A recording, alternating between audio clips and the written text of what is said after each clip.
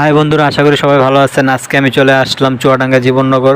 এখানে এসে প্রাকৃতিক দৃশ্যগুলি ঘোরার পর দেখলাম সকালে কিভাবে রাখালরা ভেড়া নিয়ে বের হয়ে রাতের বেলা গরু নিয়ে বাসায় ফিরে যায়।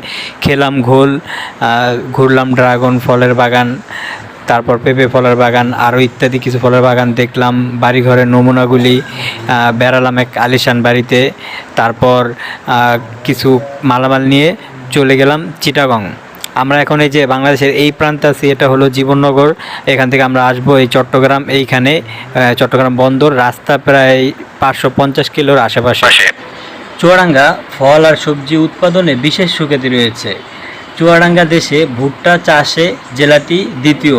চুয়াডাঙ্গা পান মিষ্টি, এখানকার খেজুর গুড়ের সুনাম কিন্তু পুরো দেশ জুড়ে।